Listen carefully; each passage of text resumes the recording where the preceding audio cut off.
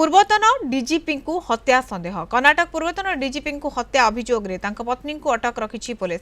कर्नाटक पूर्वतन पुलिस महानिर्देशक ओम प्रकाश मृतदेह तांका घर उद्धार होइछि। गतकाली संध्या प्राय 5:30 बेले तांका मृतदेह उद्धार करा जायतिला। मृतदेह रे अनेक गुडिये क्षत थिला बोली कुहा जाउछि। छुरीमाड़ करी हत्या करा जायतिबा पुलिस संदेह करुछि।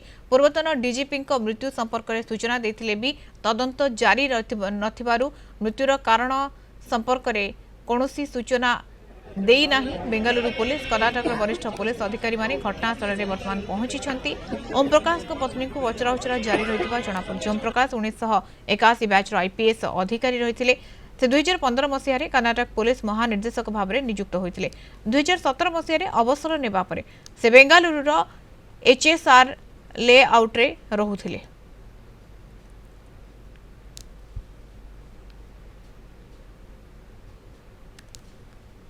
The information of death of Sri Om Prakash, ex-DG and IGP of Karnataka State, was received. Upon receipt of this information, immediately it was attended to. See, there is a lot of blood loss, possibly that may be the reason for death. So, sharp weapon has been used, it seems, initially, prima facie. Because of which the death has happened. इस संपर्क में अधिक सूचना नवा Bengaluru reporter Govind बारिक आम सहित जोड़ी होती। गोविंद, पूर्वतन डीजीपी को हत्या संदेह बा हत्या करा जायछि बोली जहां संदेह करा जाउछि एनी कोन रहुछि update?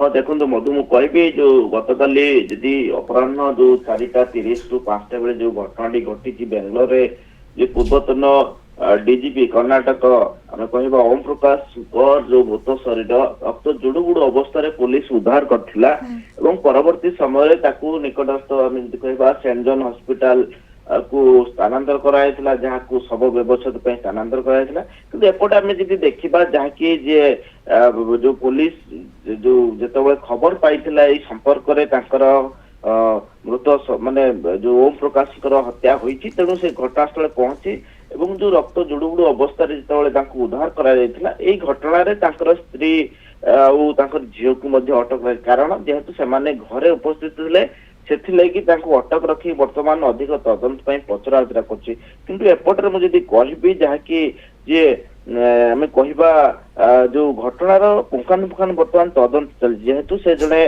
Karnataka cadre 1981 batch IPS थे 2015 फेब्रुआरी 28 कर्नाटक डीजीपी भाव दायित्व ग्रहण करते 2017 से अवसर ग्रहण करते बहुत गुड़े सुनाम अर्जन कार्यकलाप रही अनेक गुड़े भल कार्य कर हत्या होता जो सन्देह कर भाव में गोटे दुखदायक घटना और पुंखानुपुंखानु तदंत चलती कि एपटे आम जदि कह जो हत्या होती तीक्ष्ण अस्त्र छुरी व्यवहार कर जहाँ फल जो जे कमिशनर अच्छा बेंगलोर कमिशनर जो सूचना दौले जितेबाला 4:30 रे खबर दि जाइथिला पुलिस को से घटनास्थल में टीम पहुंचीला किंतु जितेबाला से देखी जो रक्त जुड़ुबुड़ अवस्था मृतदेह जो फ्लोर रे पड़ी चट्टाण रे पड़ी अनुमान करा जाउची तीक्ष्ण अस्त्र रे ही हत्या करा जाइछि एवं जहाँ फल अत्यधिक रक्त जीवारु सेठारे मृत्यु होइछि। एई घटना रे वर्तमान जेहेतु स्त्री को वर्तमान पचरा उचरा चली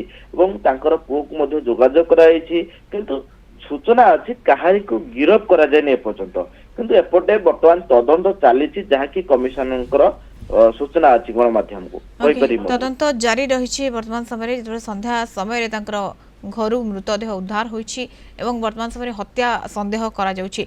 धन्यवाद गोविंद सूचना पे। गोविंद बारिक बेंगलुरु रिपोर्टर जोड़ी होइथिले आम सहित।